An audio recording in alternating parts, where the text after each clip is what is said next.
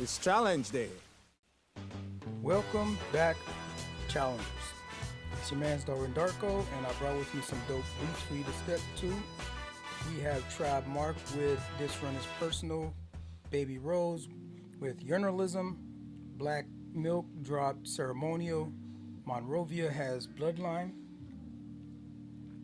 and emerging from the darkness, The Temper Trap out with Sungazer. It's been a while since we heard from Temper Trap, and yeah, looking forward to getting those projects. Only a couple of honorable mentions this time around, real quick. Definitely check out Vince Staples' Tiny Desk performance. It's a dope performance. Tiny Desk is always hitting it on all marks. I love the work that they do over there. This is a rather subdued type of performance by Vince Staples on the Tiny Desk, but like it works because of who he is and how he kind of like his personality. He's a specific kind of personality that you're like, okay, you can get away with the way that rendition kind of happens. There was after the second song, he starts, he stops and asks and polls the audience, who's ever heard of George Jackson or who's heard of Bobby Hutton, and these are Black Panther activists that were slain, right? And he's like, okay, I'm just checking, making sure that he's just checking with the audience, and I don't know, how many people may have recognized those names at the time, but it's the whole project Crybaby and I've heard of interviews where he's like trying to like say that like maybe some of us are reading too much into the work, but bro, like it's on the nose in the lyrics, you know what I mean?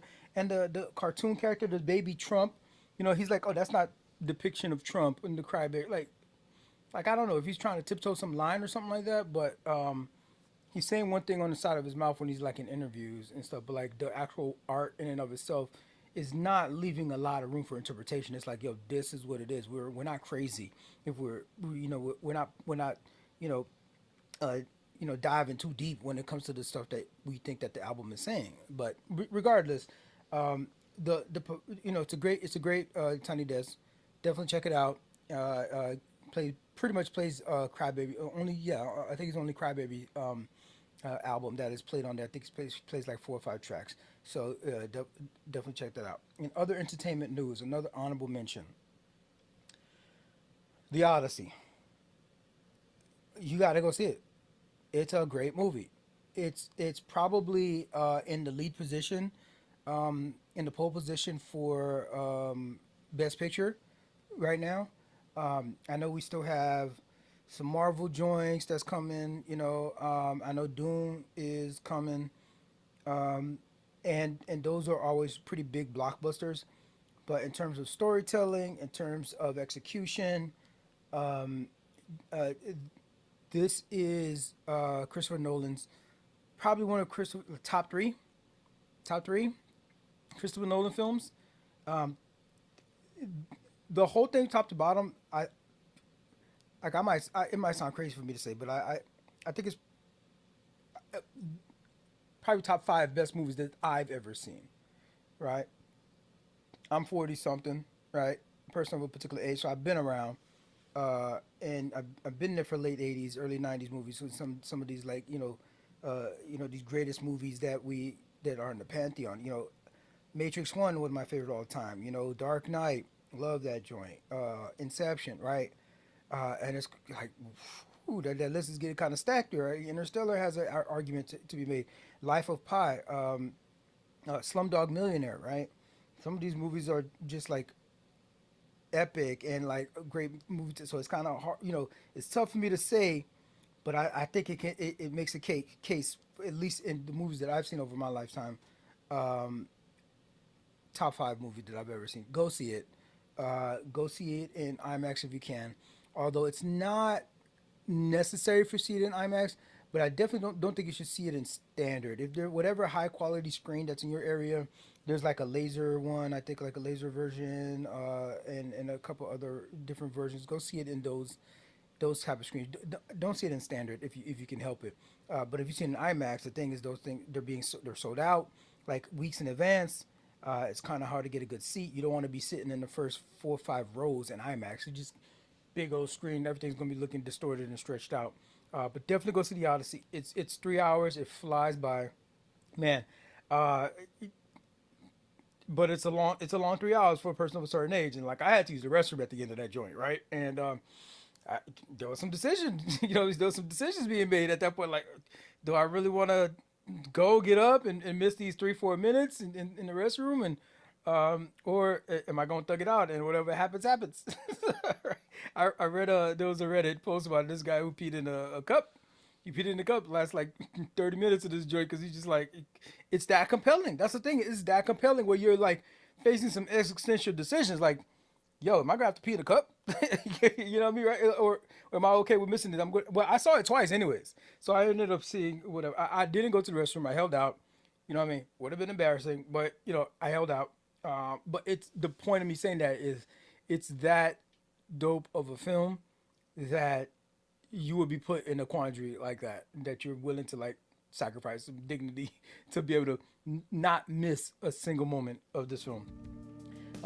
Go. You can go to another channel for like all the analysis of all the different the beats and the decisions and the storytelling choices specifically.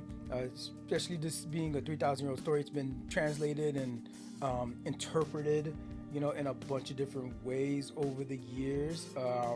And this was a great version of it. I'm not saying this is my best version of telling of the story because I do like some of the components of the characters and some of the angles that some of the places that I guess I would say the original, but some of the like the ancient works, kind of the direction that they go and that the story goes in that realm. But again, it's all up to interpretation. So this is Christopher Nolan's interpretation. So I love Christopher Nolan's interpretation of the Odyssey. So definitely go check that out as soon as you get a chance. On the other side, we'll get into our first project. This run is personal, is the new full-length project from Tribe Mark, real name Markins Kenny Charles, and you heard Markins, so hint, hint, hint, he's Haitian. All right, that's a Haitian ass name right there. This Haitian American singer, songwriter, and rising music artist from Newark, New Jersey, is going viral, gaining recognition, making a name for himself. Notably on Instagram, Davido discovered some of his work there, and he actually was featured on tracks like "Don't Judge Me" and his collaboration with Eddie Kenzo's hit song "Shakamo." For him, this run is personal is exactly like the title suggests. It's a statement. The rollout has been smart. Visuals across social media. The music landing in the right hands, opening up doors for your boy, and people who have been following his journey for a long time are sort of seeing this whole thing come together. This journey come together. Production wise, this album knows exactly what it's trying to do. Nothing feels overdone. The beats create space for Tribe Mark to be himself, and that is one of the project's biggest strengths. A few things on the production tip. The sequencing keeps everything moving naturally. It feels like you're going somewhere, like there's a purpose to the placement of the tracks, the cohesion of the way the songs come together. The engineering is clean. Vocals stay front and center, but they don't overshadow Tribe while he's trying to tell his story about his journey. The beats don't compete in that sense, right? They just provide a support system for everything. The instrumentation is subtle on here. There is live instrumentation on here, but it's a little bit more subdued. He credits the importance of instrumentation in his music from his upbringing, right? Listening to Haitian music, and that it might not necessarily have been something that he did any deep dive into, but it was always around, and he just naturally absorbed the appreciation for instrumentation through his family and stuff, listening and playing Haitian music in his life. So he wanted to incorporate that sort of feel into his songs, although none of his songs are really like compa leaning like that, right? He does have the track on there, My Vico. I'll talk about that one in a second. But definitely some tracks that to run back. Sheesh, which is a bass heavy track. It's the third one on this project. here. Toronto thoughts is dope. The beat is super minimal, which lets him talk his talk. He sounds comfortable and confident here. He says, so y'all boys is getting hype now. Little niggas is getting hype now. That's who really skilled, man. Your boys better pipe down. Your fans kind of dumb, and y'all just selling lifestyle. Yeah, we with all that jewelry, I see through that foolery. Your boys ain't fooling me.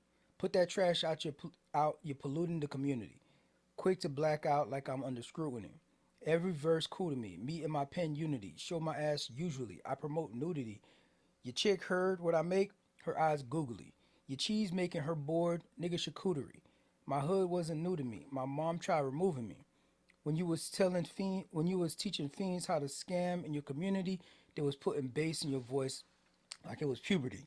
Telling his story about his upbringing, even in that right there, like the effort of his parents to kind of get him out of that stuff, right? But he grew adjacent to the streets, Newark, New Jersey. It is what it is. You absorb some of that stuff, so he tells some of that of that life experience through his storytelling on tracks like that. Maveku is a not so subtle hint to his Haitian background. Maveku is Creole for "I'm with you," right? So the song is "I'm with you, I'm with you, I'm with you." It goes a little something like "Zo girl, go girl, hope you know girl. Zo girl, summer, hope you know girl. Vale nu, baby, vale nu. You so bad, meteo ajenu. You the best, baby, Maveku. Make a mess, oh, oh, oh, oh. You got me like, hey, oh, hey. So that's a little chorus part right there. Put them girls to sleep, bonsoir. Baddies come none de non toi, but but you can call, but you can't let them win your foi. No. So basically talking about put them chicks to sleep, bonsoir, like good night.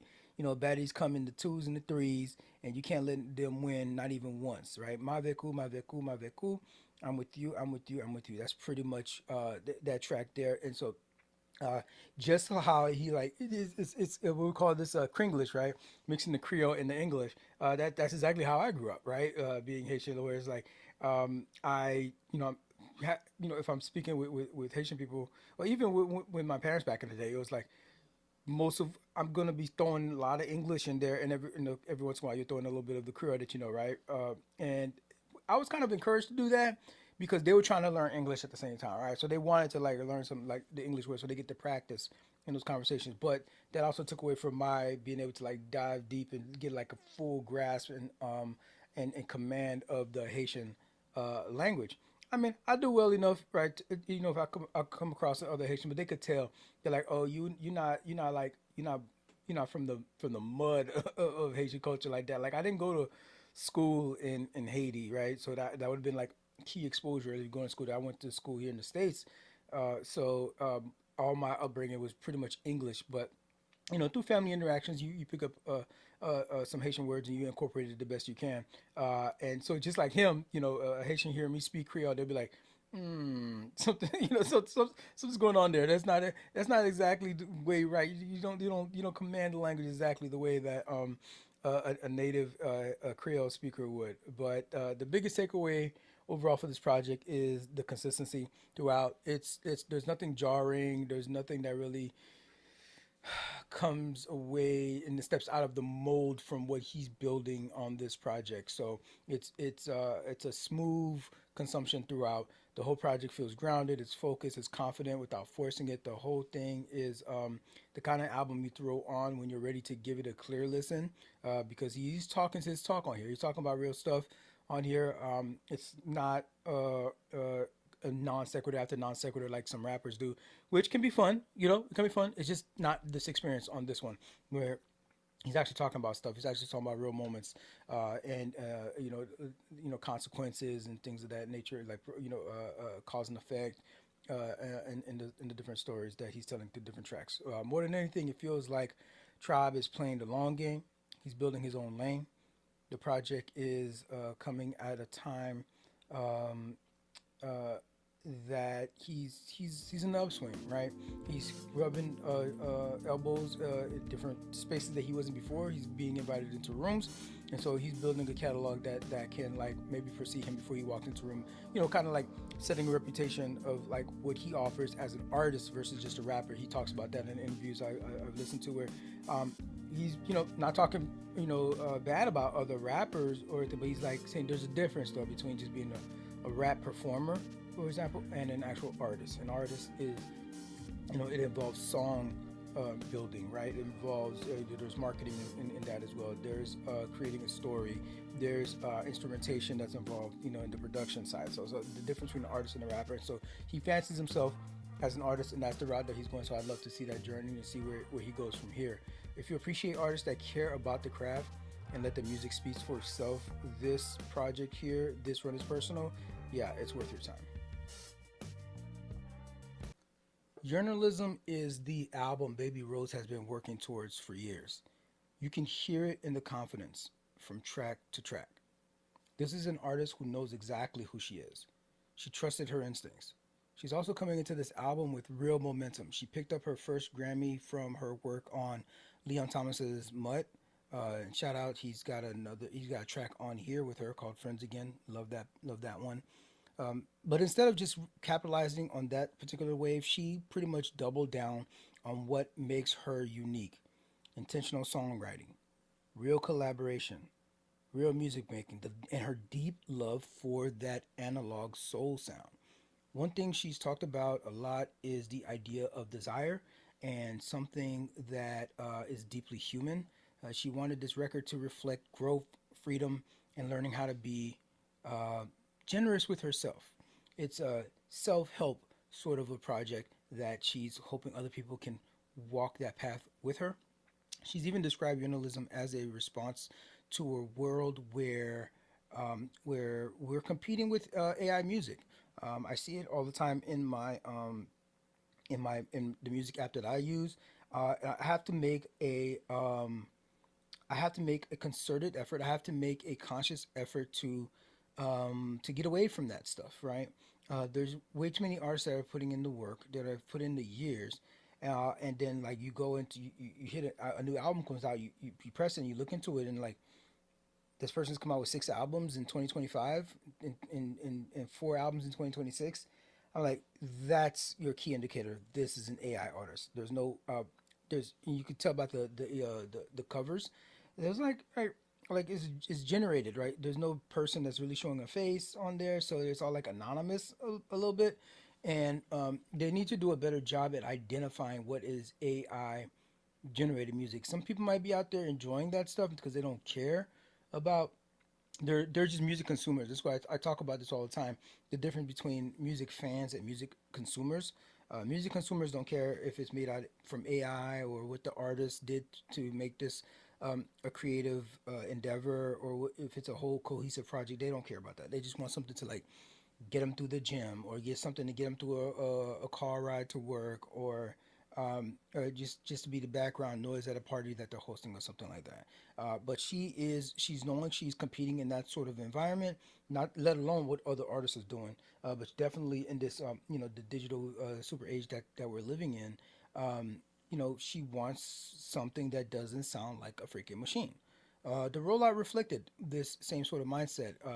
Intimate listening sessions, behind the scenes studios stories, and a run opening for Olivia Dean across the U.S. All of it helped shape this project.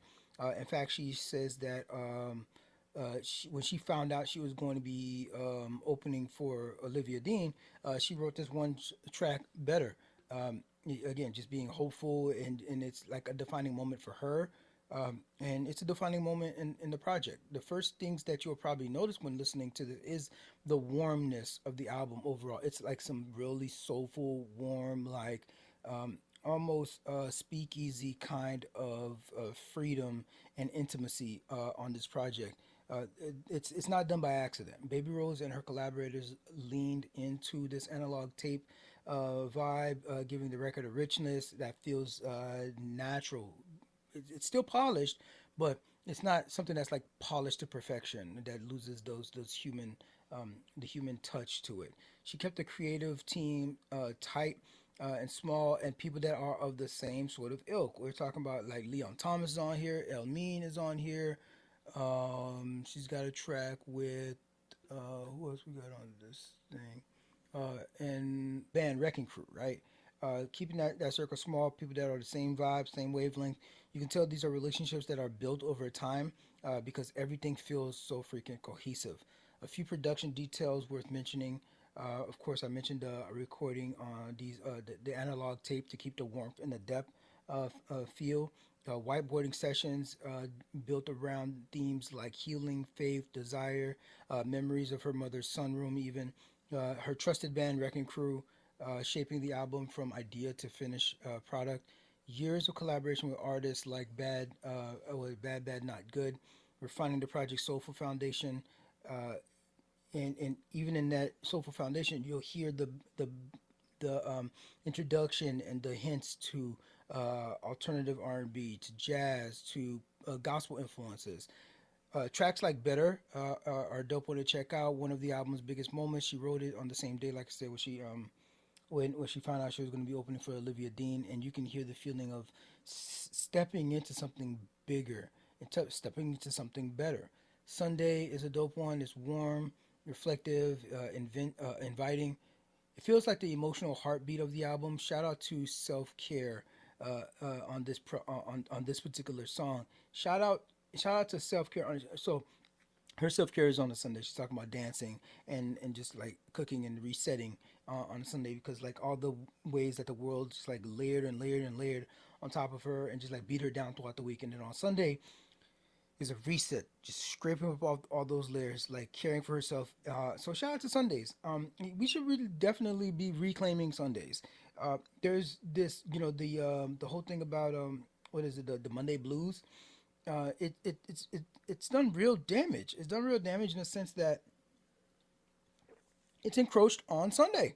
It's encroached on our Sunday. Well, we got the weekend, so we're off work on Friday, and you get what, 2 days off, Saturday, Sunday. But you really don't get the full Sunday because people are already experiencing the dread of going to work on Monday. Depending on what time of day on Sunday, sometimes maybe around like 3, 4 o'clock, 3 or 4 o'clock. So the rest of your Sunday is gone. It's not gone necessarily because you can still do stuff, but like mentally, you're already like, man, let me like start gearing up for what's to come on Monday when I got to go work or I know I got a meeting. Oh man, I hate Monday meetings. Like why you got an early meeting on Monday?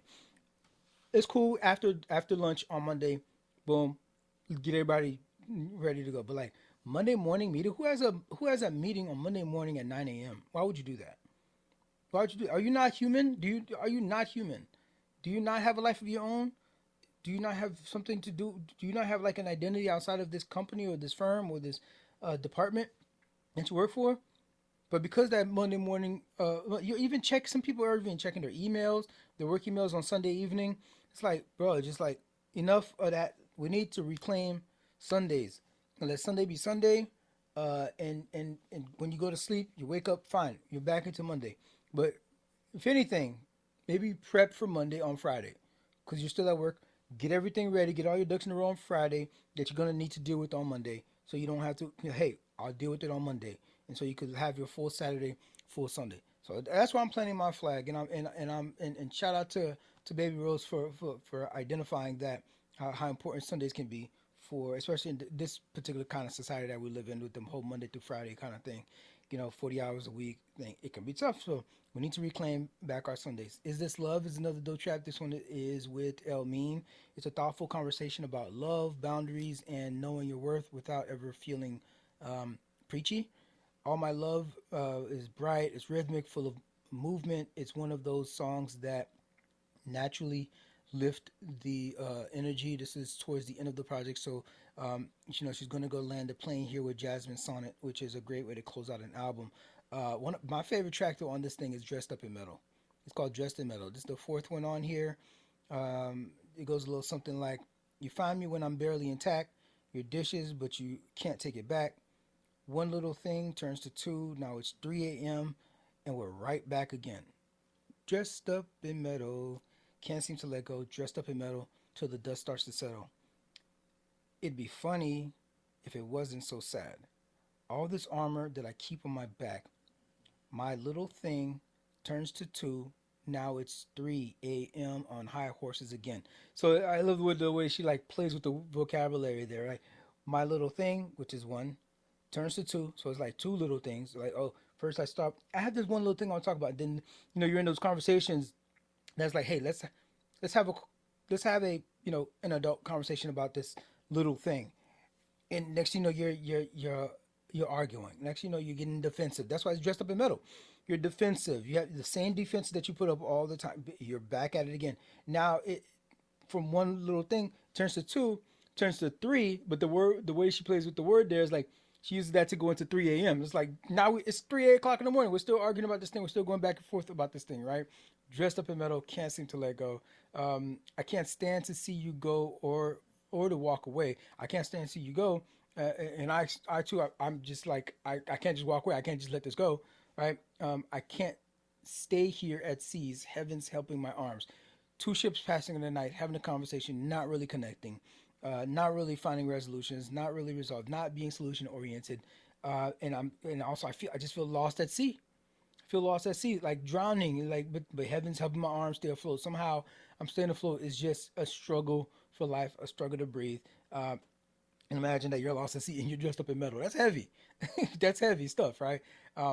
But it's self awareness to be like, I see where I can get defensive. I see where I'm letting my own issues get in the way of progress here. My one little thing turns to two. Now it's 3 a.m. and we're still dressed up in metals. Journalism is Baby Rose at her most confident. It's building on analog warmth, trusting collaborators, and clear commitment to making music that feels honest, lived in, and unmistakably human. Nothing about this record feels accidental. Every texture, every vocal choice, every moment of restraint, every moment of release, it carries intention. Soul music is no longer subversive and understated. It may have had that, but they're having there's a renaissance in soul music. There's a whole renaissance in soul music right now, and Baby Rose talks about feeling proud to be part of this renaissance of this revival of soul music. It's demanding space. Leon Thomas songwriting folds jazz phrasing into modern R&B. You have Ray. I featured her. She's bending genres into something sharp and emotionally exposed. Olivia Dean, whose clarity and warmth hint back to like the descendants of classic British soul. The British are freaking crushing right now in this genre. Anaya, I featured her last week, and she's telling these stories that are raw and almost intrusive. Elmin, his voice just carries this aching, elastic quality that makes you feel like soul music is just timeless. It's not. It's like almost. I remember having the feeling of like back in the day was like, dang, it's too bad. Like the oldies that I love, to listen to oldies, the oldie station, they're like, don't nobody come out with a new track. Like why these oldies? But it wouldn't be a. I was like, it wouldn't be a new. It wouldn't be oldies anymore because it's new, right? But what I was really missing is the soulness of it, is the style of the music making, um, the topics and the issues that they cover, the sound of the voice. Baby Rose has this like this bravado, this deep tenor that she sings in, even when she talks in her interviews. Yearnalism is the study of yearning in all of its forms. Well, all of the forms that I'm familiar with. And to be able to study that, it requires going through things and like having your fair share of love and heartbreak. And the way that her voice sounds, and you can imagine her singing, yeah, it sounds just like that. And she's carving out her own lane with that sound. She was just blessed with this unique ass voice. And she ended up being a singer. You can have this voice and maybe do something else with it. She could have been an architect or something. But like to go into um, this space, it is specific to select soul music because that's what your voice was meant for. She was born for this. Um, it's part of a surge in a lane that she's creating for herself. Yes, soul music is having a renaissance, but she's found her lane in that genre, and it's a space in and of itself. It's her own, uh, and I love the sound that from her first project to this. Um, this is an evening record. It's something that you probably throw on after you've had a long day. Maybe you're sitting on the porch and you finally got like a quiet moment to yourself, and realizing how much you need to maybe slow down, take a beat, and just do some self assessment. Um, Figure out where you may have gone wrong. Figure out where you need to draw some boundaries, and and maybe you're dressed up in metal, you didn't realize it, and take off some of those layers. The word that keeps coming back to me in listening to this project is vulnerability, right? Is being, it's vulnerable. It's asked for you to be vulnerable and to be okay in that space. This is soulful. It's deeply human. Baby Rose has said that she hopes these songs create space for um, more thoughtful conversations, more connected conversations, where we're not just talking about surface level stuff. She wants to create a space of reflection. So make sure you're in a place where you can like absorb that sort of vibe, that sort of energy, and have some maybe a renaissance of your own. It comes through the best when you listen to it from front to end. You feel the care, you feel the craft, you feel the lived experience behind every note. Legendary Detroit producer, rapper, songwriter, Black Milk recently dropped a new project. And even like deep fans of his work had missed it. It was around this time of this whole damn Drake Iceman thing. You can feel it from track one. This joint hits different. A 2 minute instrumental sets the mood right away. Black Milk has been putting in work for almost 2 decades. He was part of Slum Village. This was right after the Jay Dilla era. Although they did have some cross pollination on a couple of projects, but in terms of being the in-house producer, in-house DJ for Slum Village after Jay Dilla time, this is what Black Milk mostly did with his time.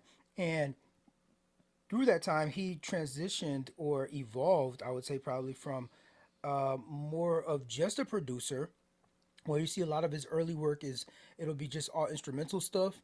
And granted, this project here, Ceremonial, has instrumental tracks as well, but mostly it would either be just instrumental stuff, his early work, with featuring some artist, performer, rapper on the beat, whether if it's Black Thought or work with Black Thought or Robert Glasper. He's actually behind the mic on this project, and he's been evolving behind to get time on behind the mic on a lot of stuff since his his early, I think his early solo stuff was like 2013, his first solo stuff. But this album actually dropped on May 8th. So this is around that time, like I said, about the whole Iceman thing. It might have gone under the radar. Physical copies, merch rollouts, all of that, is happening throughout this rollout since May and throughout the summer. Early reaction has been consistent in saying that people are calling this one of his strongest projects of his career. This is his best rapping, like he's been evolving as an MC. This is his best rapping. The beats are dope. The beats is knocking, and I just love the way that he pays homage to Dilla. Uh, Growing up in Detroit, of course, Dilla was somebody he looked up to. Dilla was like God mode, right? In that whole era, and for a lot of folks, I love Dilla since I used to be like, since I got introduced to, to Lil Brother. That's the route that I came through it, you know. But him growing up there in Detroit, that was just like legendary. Even if nobody else in the if even though Dilla hadn't become Dilla yet, back then it was like Dilla was known as JD, right? J Dilla, right? And it became, it's sort of like when the evolution of Prince having the one name, or Madonna or Beyonce kind of thing. Um, Dilla became the Dilla that we know, the God mode level father of a lot of of these new age producers. When he became that, he knew Dilla since even before then. Ceremonial feels like the next chapter, but it's built off of those kinds of shoulders, right? Built off that giant there. Uh, the electronics sound sharper. The live instrumentation is bigger. The guest appearances, we have Saba on here, BJ the Chicago Kid, Ian Fink. They're the kind of cosigns that actually mean something. A lot of how I judge, not a lot, but I mean, I do take into account the way I judge some projects is to see who's fucking with you. I mean, what other artists do I respect? Do I dig that want to lend their voice and their credibility to your project? And definitely Saba is somebody that's of that ilk. They slide right into the world that he's creating on this thing seamlessly. Curtis likes to keep his hands on the whole process. He produced most of the album himself, and you can feel the control that he has from start to finish. He's known for sample driven hip hop, heavy stuff, soul stuff. You can watch some interviews from like 20 years ago, right? And he's sampling the Silvers, right? Of course, there's some Jackson 5 stuff, but he's the digging in the crepes type of producer, and of course, being from the Dilla school of music making, you can it's a nod to that upbringing in producing, both solo and with random acts. He's of course known in big under the in the underground scene, but this is the type of project that he's been in the game for decades, so I don't know exactly what's going to break through for like mainstream consumers, but like everybody who's in the game, in the industry, already knows he's a go-to guy for some of this kind of sound. A few things that really stand out, that make him distinct is the live instrumentation that he includes, and especially in a hip hop space. That's still something that new artists, that even legacy artists are starting to come to grips with, is the value of the live instrumentation. We know Jeezy has the Vegas residency. You know what I mean? It's all live instrumentation there. I saw Nas play with the all live instrument. He played. It was a Illmatic, I think. That Illmatic album, that celebration came through in my area, and that was all live instrumentation. Matter of fact, it was orchestra. RZA does this as well, right? And so he really shows an appreciation for that on this thing. This is like classic Black Milk sound on this project. It's organic, it's precise. The soulful arrangements, jazz-inspired percussions, they feel rooted and fresh. You got features that serve the album, and these guests are part of that atmosphere. It's curated just masterfully. 4 tracks to definitely check out off the rip. In the Sky. This is one of the album's funkiest, most vibrant moments. There is a space here where the music really kind of opens up, and it makes it feel like the stage is even bigger for Black Milk. Crash Test Dummy, another dope one. This is Warm. This is a summary kind of boom bap cut with a reflective sort of a streak. It's easy to turn back to on there. It was one of the most replayable tracks on the project. Act Like, this one is featuring Brandon Mister. Was it Brandon Meister? I'm not sure how you pronounce that, but the chemistry here is effortless and the pacing is excellent. What sticks with me the most is the immersive nature of Ceremonial. This is an artist completely locked into his vision. Every drum, every melody, every verse placed exactly where it belongs. It's an album meant to be experienced, start to finish for sure. If you're someone who's still start to finish from the start, but if you're someone who's still, you're not trying to dive deep into it, it could still be like almost like pick a couple of these tracks and put it on a playlist. Fine, I'll forgive that, but I advocate just listen to the whole thing from top to bottom. This is one that respects your attention. This project is only 42 minutes long, and it respects that 42 minutes, and it doesn't waste your time. It's the kind of record that hits on maybe an early morning drive or anytime you need to set a tone. It's what you put on to set that stage. So I want to talk about one of the best releases of the year so far. Yeah, I know, bold statement. But Mon Rovia's debut album. This is 16 tracks of heat from this artist who is putting on display his journey from being an adopted kid from Liberia, and this is why he uh, took on the moniker Mon Rovia. Talking about years of displacement on here, his lifelong journey to find belonging, starting over, that sort of thing. And honestly, even the rollout tells you this guy's having a real moment. He came into the release off of a sold out headlining tour in North America. He played Austin City Limits, Boston Calling, Red Rocks. He was also um, the first ever guest on the Mel Robbins podcast. NPR also called out his song Heavy Foot as one of its, like, there's this new wave of like protest songs that have been blowing up online, particularly TikTok. And, his track was one of those. You can feel how fast his audience is growing right now, primarily thanks to TikTok. I'm not particularly fond or proficient on TikTok, but he talks about in his interviews that like he sort of took on playing the ukulele on TikTok, and he found that people it resonated with people. Right, this is the simplicity of the ukulele, allowing him the space to be able to write his tell his stories right through his songs, and that the ukulele is sort of like an understated thing, but it's still so you can be.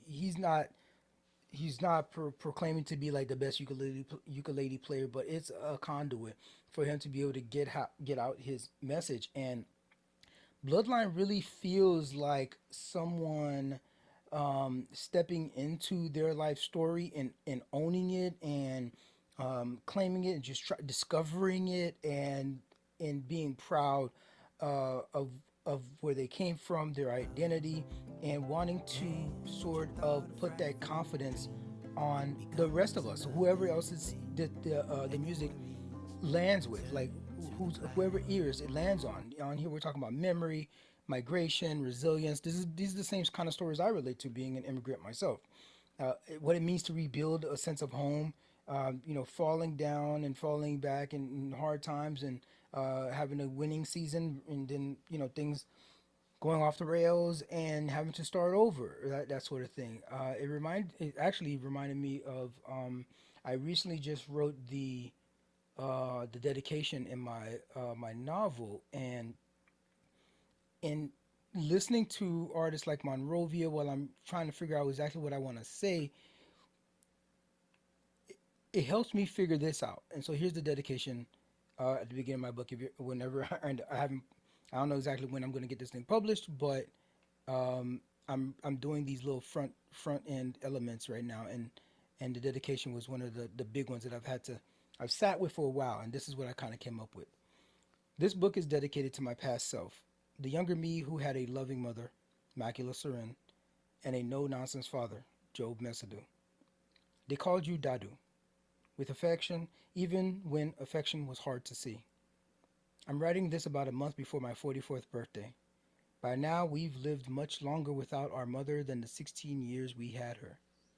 And it's been 16 years since Pop passed. I know, spoiler alert. But you need to hear this. Cherish them while you still can.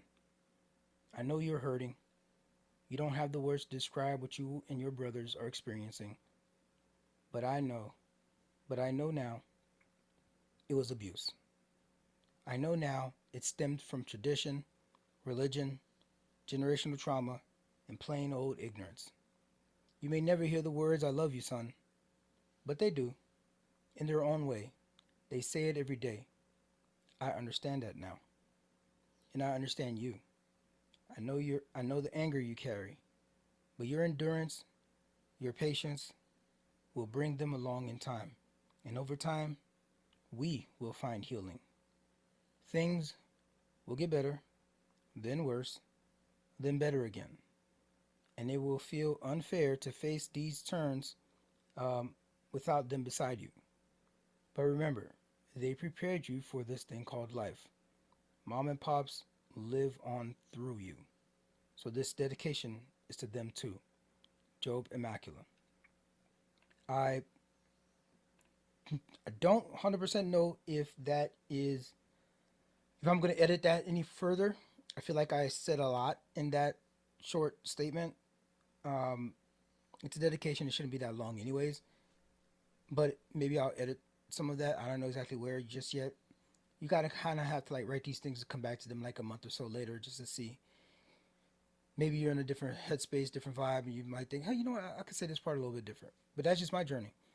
And Mon Rovia is going through this sort of the same sort of experience, reflecting on his life's journey, reflecting on his upbringing, his how he can be in a privileged place like Tennessee while there's civil war and things going on in back home in Monrovia, right? So he takes on the mantra of Monrovia to keep that constantly front of mind. A few things that stand out production wise on this joint: steady acoustic textures anchoring everything.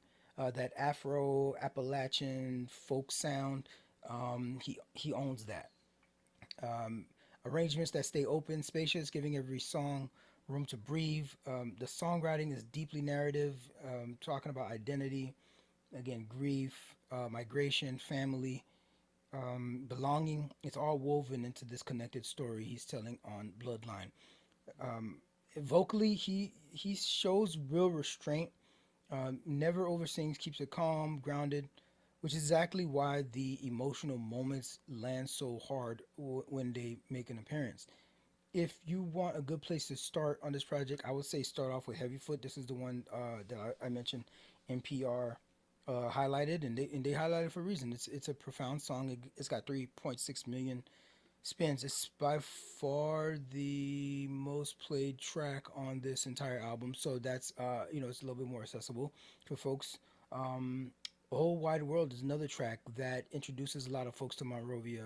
It's expansive, it's hopeful, it's the kind that captures emotional center of the whole project. Pray the Devil Back to Hell is the second track on this thing. Uh, great joint. You spend real time on this one. This is one that you should run back. Put it on repeat. It pulls together so much of the album's DNA, history, resilience, home, all those concepts. And Pray the Devil Back to Hell. Love that joint. The vibe here is a sort of subversive defiance. It's quiet, but it's expansive. It's like there's a bigger meaning to it all.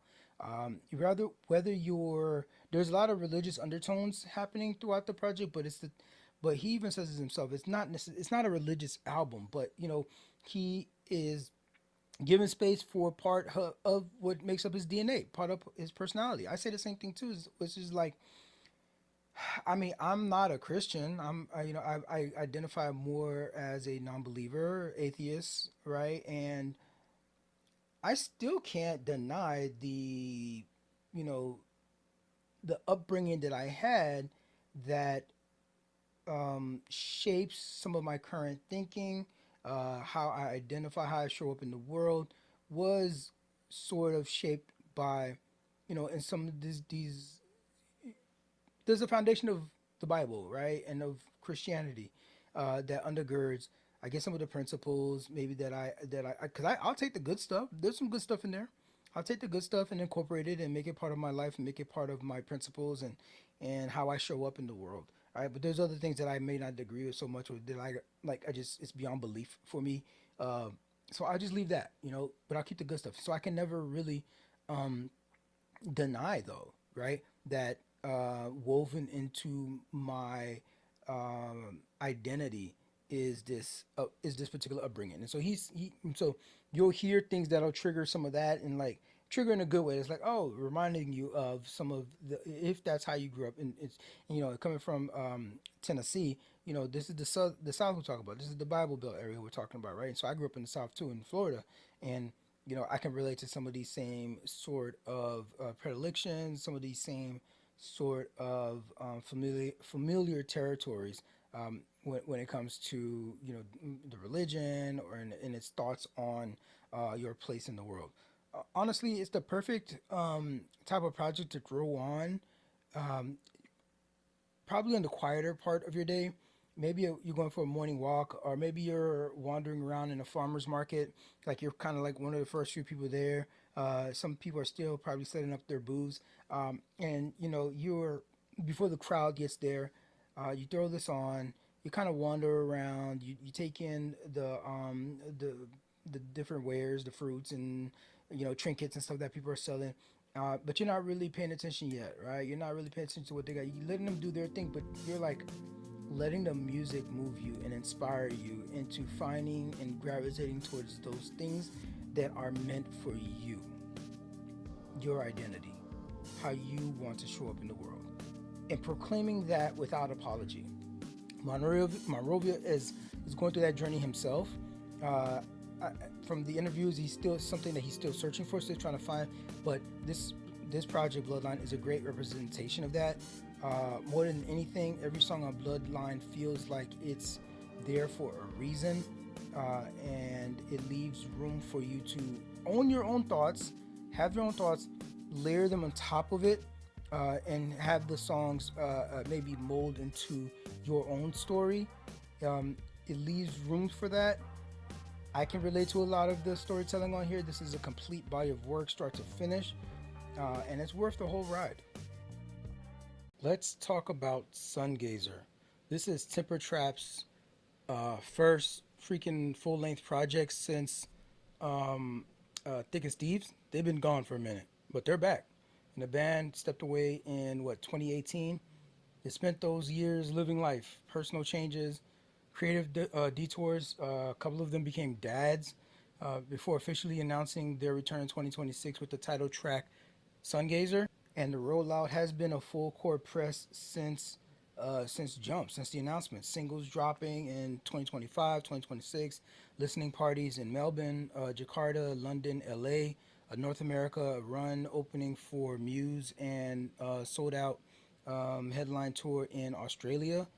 The band has really opened up about how the time apart really shaped their process. Um, uh, was it Dougie talks about how there was no shortage of ideas, right? They linked up after all this time, and it's more of like what had to be excluded than included. It wasn't a short of hey, let's stick a bunch of things in the wall, and this is what came out of it.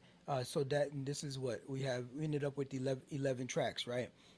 Great opening track, Lucky Dimes doing the numbers, and closing out with Kuru, which is one of my favorites on the project. From my perspective, this is the whole story of the comeback. It's made with joy. It's less pressure. These guys are veterans of the game, and it's a deeper trust in each other, and trusting where they're now coming from in approaching the music. They've gone on their solo runs and stuff, but coming back together after all these years and to put out together a project like this, it's just great craftsmanship, and it shows some of their journeys. Like they've gone on to the world, now they're back together to say, hey, this is what I've seen out there, and come back to give us a full report on Sungazer. The way it came together mirrors how the band actually lives now. Ideas may start remotely, but sections come together in Melbourne, right? And longtime collaborators link up with fresh voices, producers Demir, Catherine Marks, Styles Fuego. They all leave their fingerprints on the record, built around patience, built around setting rich atmospheres, making it feel bigger, almost like a amphitheater sized sound. Built for that sort of stage. I think they would sound great in probably Red Rock, right?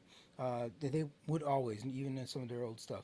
A few production notes worth knowing that the chemistry came back real fast. It was easy for them to step back into it. Walking back into the studio felt like coming home, they say.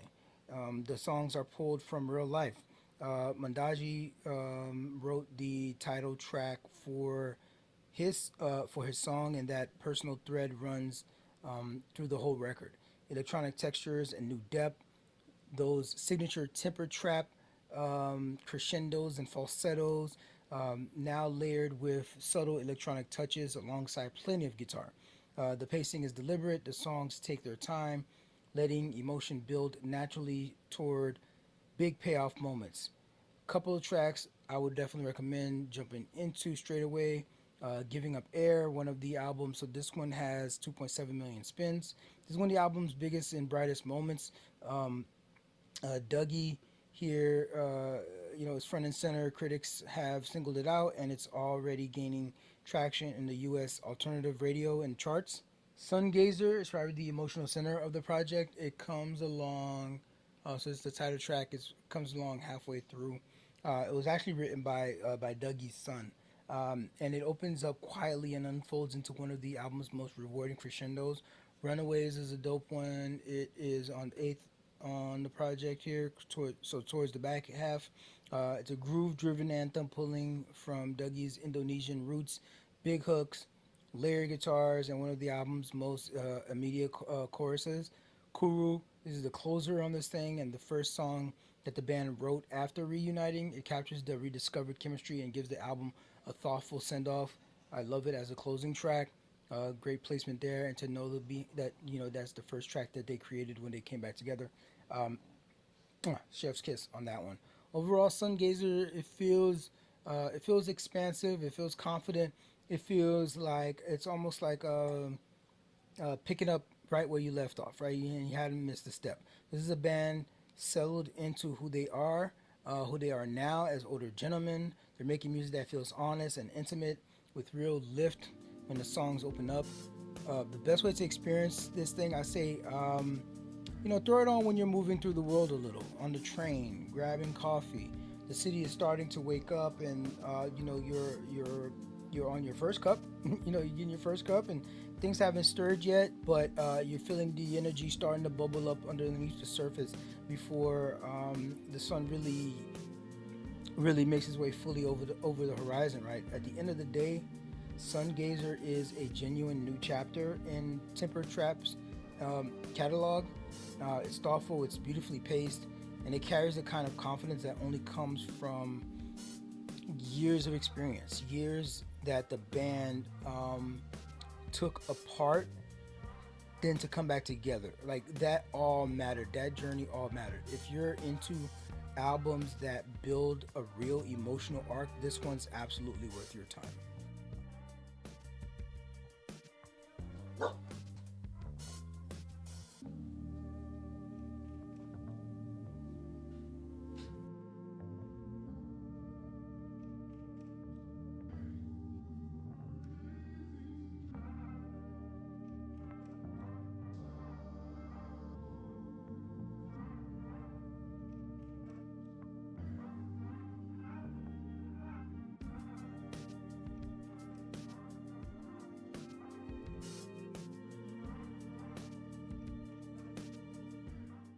It's challenge day.